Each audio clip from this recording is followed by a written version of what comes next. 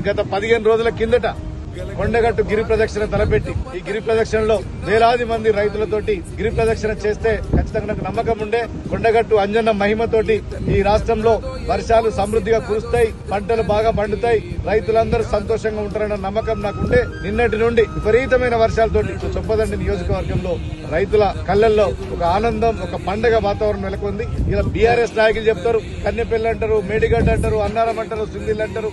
మీ పాడుపడ్డ ప్రాజెక్టులతో సంబంధం లేకుండా, మీ ధన దాహానికి బలైన ప్రాజెక్టులతో సంబంధం లేకుండానే 2.5 సంవత్సరాలు మేము నీళ్లు ఇచ్చినాం. ఈసారి కూడా నీళ్లు ఇవ్వబోతున్నాం. శ్రీపాద ఎల్లంపల్లి ప్రాజెక్టు ద్వారా ఇలా వరద కాలువకు నీళ్లు ఇచ్చినాం. వరద కాలువ కట్టింది కాంగ్రెస్ పార్టీ హయాంలోనే, శ్రీపాద ఎల్లంపల్లి ప్రాజెక్టు కట్టింది కాంగ్రెస్ హయాంలోనే. ఇలా గాయత్రి పంపోదని గొప్పలు చెప్పుకున్న బీఆర్ఎస్ వాళ్ళు ఆనాడు రాజశేఖర రెడ్డి గారి హయాంలో జలయజ్ఞంలో ప్రాణహిత చేవల ప్రాజెక్టులో భాగంగానే ఈ గాయత్రి పంప్ హౌస్ గానీ, టన్నెల్స్ గానీ ఇవన్నీ కూడా ఆ రోజు ప్రాజెక్టులో డిజైన్ లో భాగమే కట్టినాం. ఎందుకో ఈ బంధమే ముందరే తెలిసినట్టే ఉన్నది.